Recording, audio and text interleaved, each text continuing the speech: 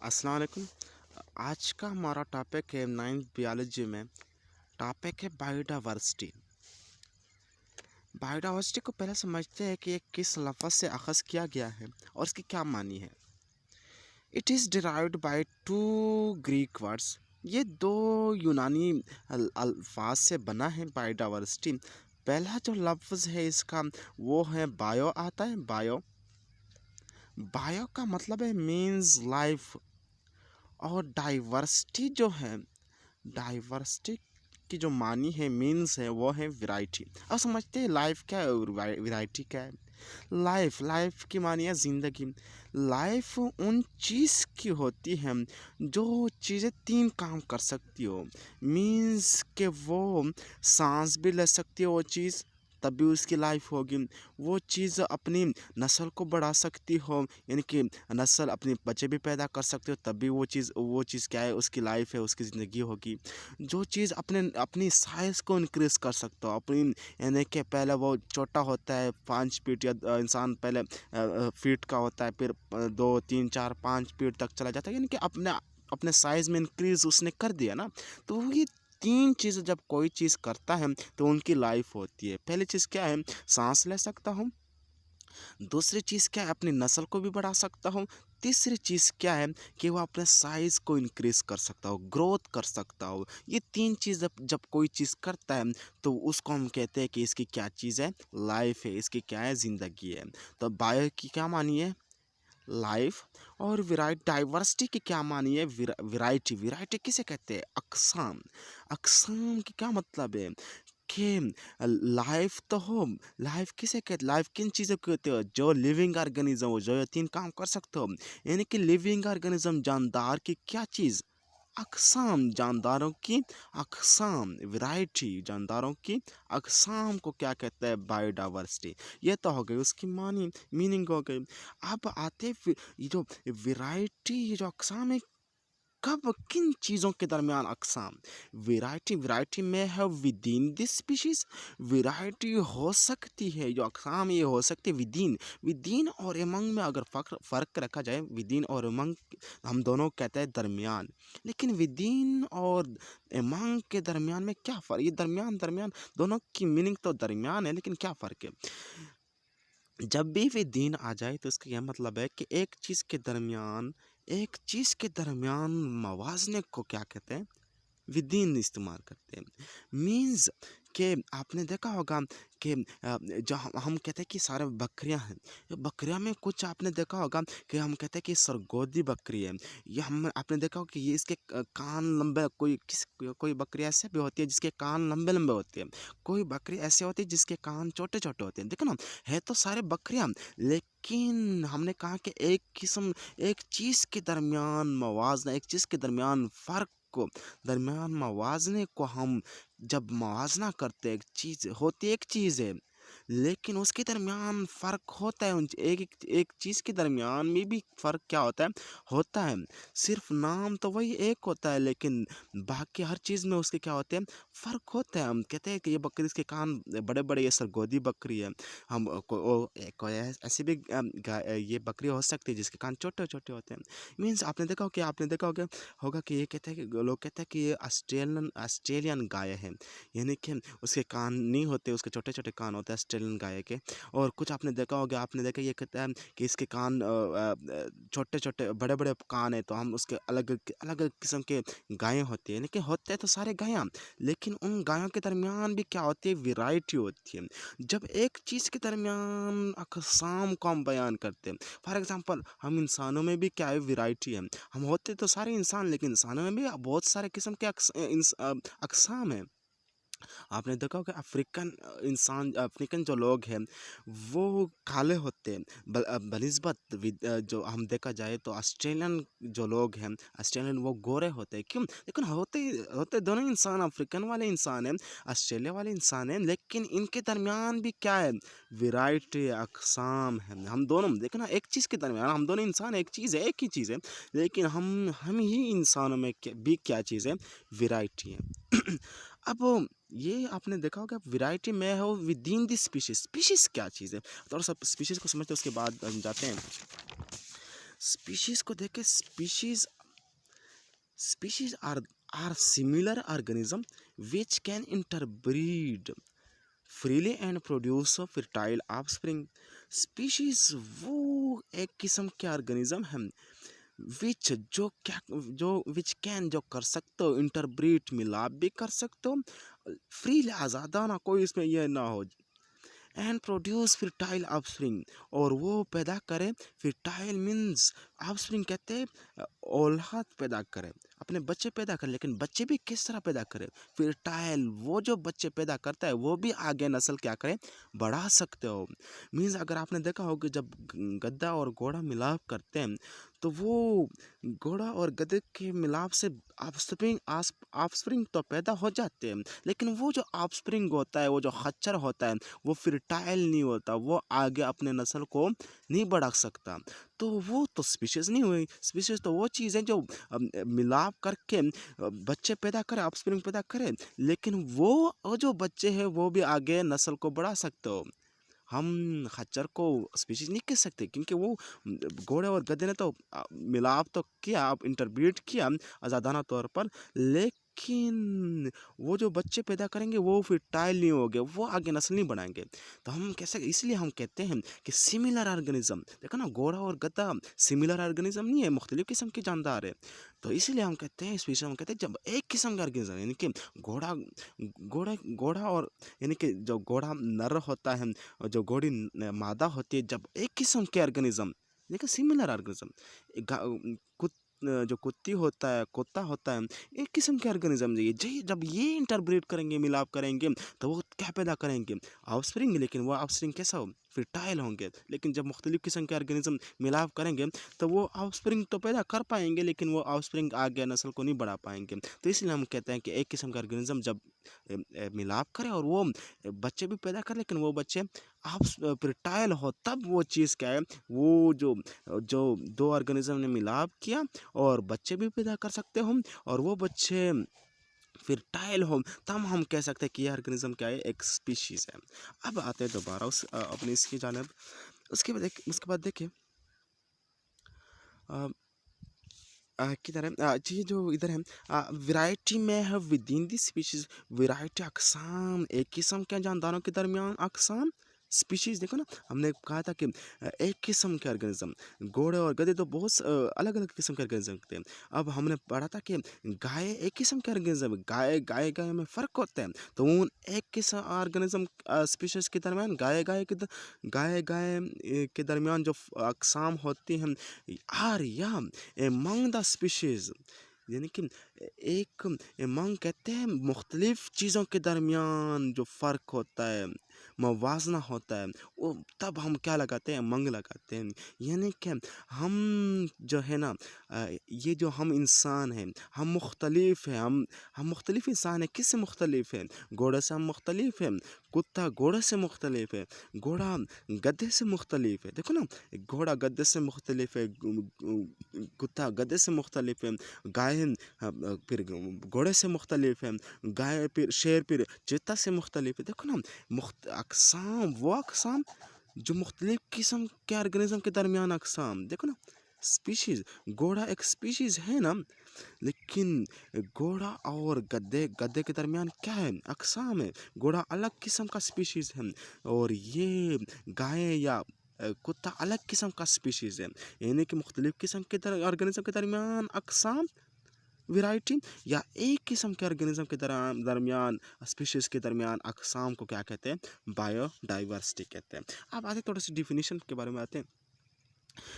Definition इसका ये, biodiversity की, variety of organism present in different ecosystem, मुख्तलिफ किस्म के ऑर्गेनिज्म जब पाए जाते हैं डिफरेंट मुख्तलिफ इकोसिस्टम। अब इकोसिस्टम क्या चीज़ है, इकोसिस्टम आ जाए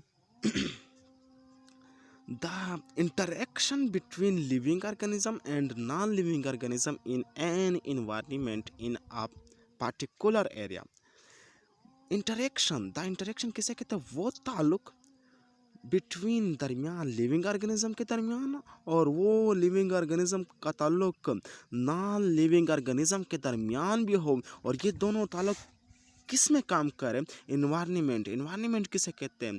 the anything that around us, हर वो चीज़ जो हमारे इर्द गिर्द है वो क्या चीज़ है? इन्वायरमेंट है। इन अ पर्टिकुलर एरिया, जब एक मखसूस एरिया में लिविंग ऑर्गेनिज्म इंटरेक्शन ताल्लुक़ कायम करे, किसके दरमियान, किसके साथ कायम करें? नॉन लिविंग ऑर्गेनिज्म के दर, नॉन लिविंग थिंग, ऑर्गेनिज्म नहीं लिखते, थिंग लिख सकते हैं। ऑर्गेनिज्म तो जानदार में आ जाएंगे, थिंग। जब living organism non living thing के साथ जब ताल्लुक़ कायम कर लेता है, एक मखसूस एरिया में कायम कर लेता है, तब हम कहते हैं ये इकोसिस्टम है। फॉर एग्जांपल मखसूस एरिया, एक डिज़र्ट भी एक मखसूस एरिया है ना। देखा ना, एक से तर जो है ना, एक मखसूस, ऐसा नहीं कि पूरा पाकिस्तान से का जो है वो सहरा है, ज़मीन सहरा है। देखो ना, एक मखसूस एरिया, सिर्फ तर का, जब आप तर में चले जाएँ तो वहाँ पे आपको सहरा मिलेगा।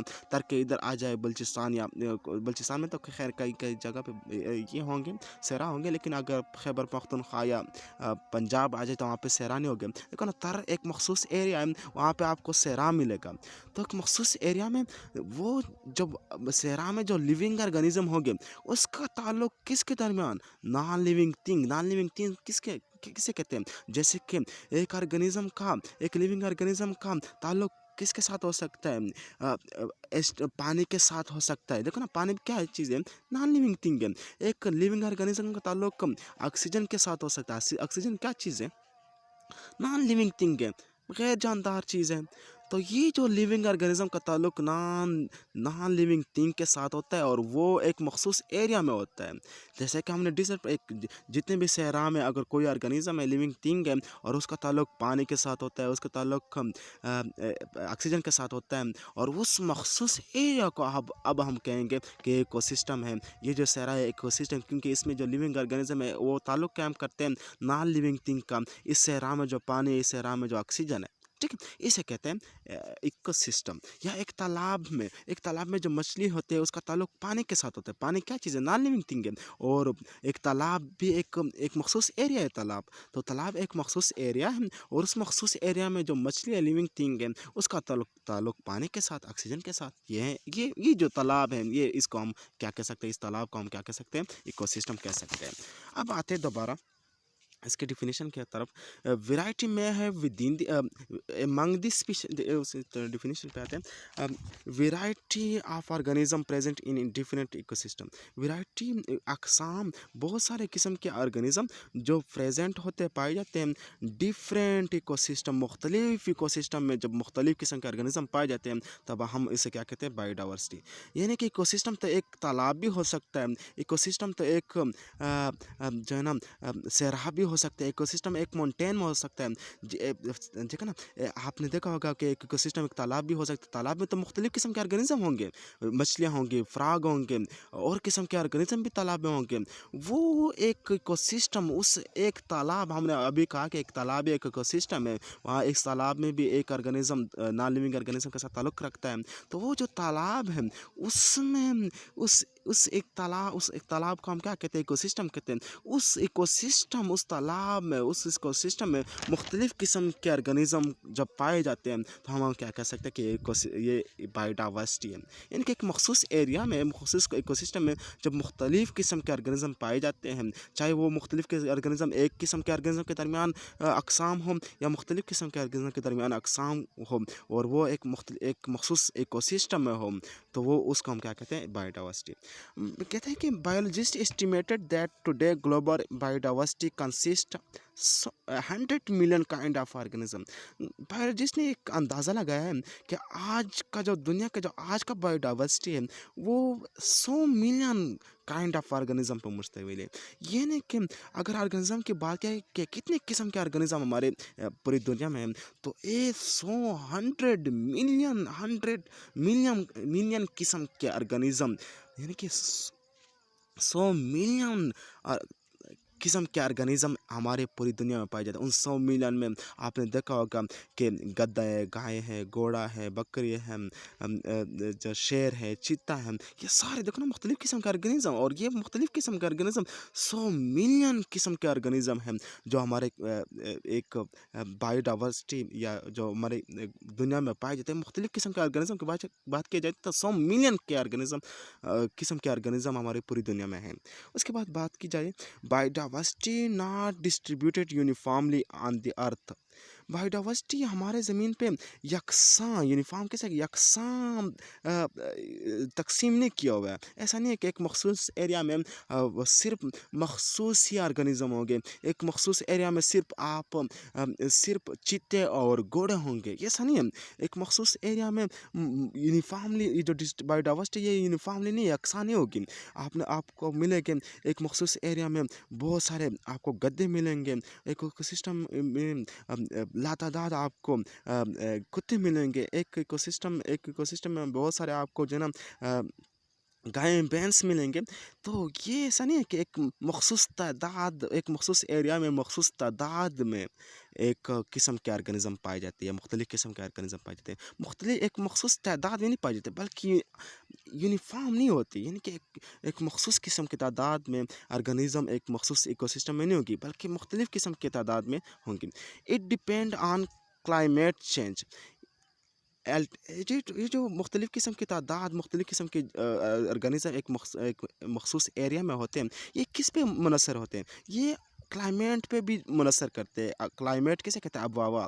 यानी कि आब व हवा में क्या आते हैं? अल्टीट्यूड, यानी कि क्लाइमेट जब कोई जगह है वो बहुत ठंडा होती है। जैसे कि माउंट ये जो आप इसमें चले जाएँ अ अ जो जहाँ पे हर वक़्त ये आती है, जो जो इलाका है के केटू में चले जाए तो केटू केटू पे हर वक़्त बर्फ़ पड़ी रहती है। तो वहाँ पे सिर्फ़ जो ना पोलर रीच अगर आपने सुना होगा तो वहाँ पे सिर्फ़ कौन से किस्म के ऑर्गेनिज़्म पाए जाते हैं, जैसे कि पोलर रीच है, जो सर्दियों वाला जो रीच है, बेयर है, वो सिर्फ़ वहाँ पे पाए जाएँगे। और इसके अलावा भी सर्दी वाले किस्म के ऑर्गेनिज़्म पाए जाएँगे बग़ैर, यानी कि जो गर्मियों वाले जो ऑर्गेनिज़्म होंगे वो उस केटू पे मौजूद नहीं होंगे। तो इसका मतलब ये है कि मुख्तलिफ़ के किस्म का ऑर्गेनिज़्म ऐसा नहीं है कि आप ये जो गर्मियों वाले ऑर्गेनिज़्म है ये भी ठंडे वाले जगह पे पाए जाएँगे, या ठंडे वाले ऑर्गेनिज़्म ये गर्म जगह पे पाए जाएँगे, नहीं।